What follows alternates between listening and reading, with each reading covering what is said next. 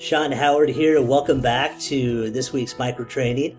We're going to continue on with the idea of being really good question askers, but I want to focus this week on follow-up questions. Follow-up questions are at the heart of true teaching and actually being learner focused and teaching students instead of just teaching lessons. So we have to actively listen to our students that lead to meaningful follow-up questions. If we're just thinking about what we're going to say next or that, then we're going to miss the opportunities to take advantage of what our students are saying and build on what they're saying and what they're learning. Let's go through Ether chapter 8, and let me just share a few things that I would do if I was teaching this lesson and where I'd be prepared for some follow-up questions and know that they might come at that point. So Ether chapter 8, first off, all questions should be gearing us towards our purpose, right? So the purpose is to help us understand the need to reject secret combinations by following Jesus Christ. All the questions I ask should be helping us arrive there. Oh, I love this. In the preparation, it already gives us two great kind of application questions to be ready to ask our students all throughout this lesson. How might this event or teaching be similar to your experiences? And how does this truth apply to your life? Keep those in your back pocket. Don't just think about them at the beginning, but be ready to ask a question like that all throughout this lesson. Starts with this idea of writing the word secrecy on the board and then asking some questions. For most students that I know personally, I would probably fill in the gap right here, adapt just a little bit. I would act like I'm telling secrets to someone as we're starting class, or ask two of my students that I know would be really good to kind of be distractive and like act like they're telling secrets as we're starting the class. Almost be a little disruptive so that it's like, there's something secret going on.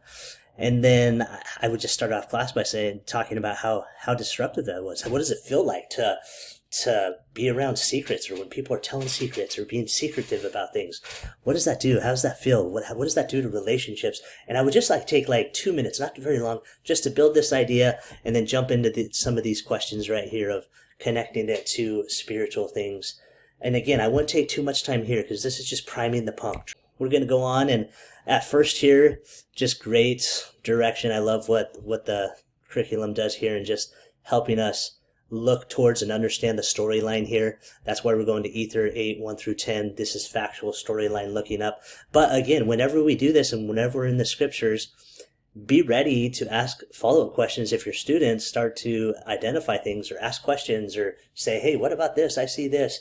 Be ready to engage and act on those things. How can we go deeper and in this idea of learning facts, searching something, analyzing it? Then this is where follow-up questions come, analyzation, and follow-up questions about how that applies or feels, or we can invite ourselves to do it in our lives. So be ready. I don't know if it'll happen here, but I would be ready to just ask some follow-up questions to go deeper if students come up with something.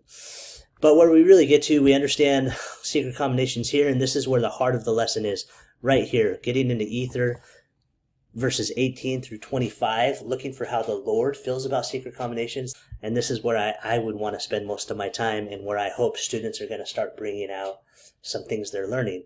One thing to pay attention to, I love how it gives us this question: what warnings did Moroni give to those who participate in secret combinations? So I would be ready right here. We're going to ask this: what did you learn about secret combinations from these verses? Students can go in all sorts of different directions. They might say something like this or related, and they might not. If not, and if they do, we need to be ready to build off what they're saying and go deeper. And so if a student were to share something about a secret combination, here's just a bunch of different follow-up questions I might just already think about before the lesson to know that I'm ready to follow up in any way. I might just ask them, why do you think it's important to understand that principle or lesson? Like, if they just share something important to them, obviously, like, why is it? What about that was important to you? And get them sharing more, and then ask someone else, whoa, what do you think about that? Why would that be important? Is that important to you? Like, why would that be important or not?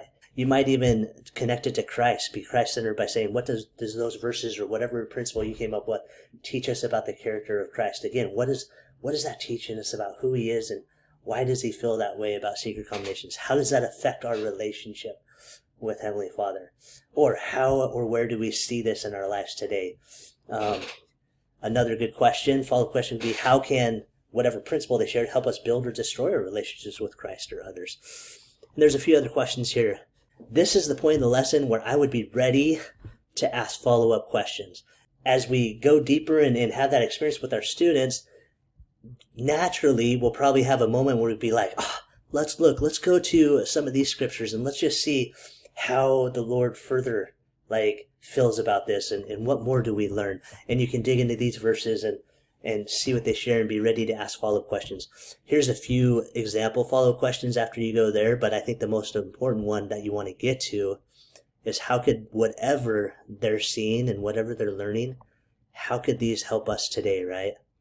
And then go to this last verse in Ether and just finish it up by why it's so important to be open, to be honest, so that we can come unto Christ and build a relationship with Him and others in our lives.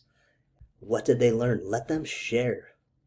This isn't a time for you to be like, this is what you should learn. This is a time to let them open up and engage them in what they share and how it can bless their lives. I hope this is helpful.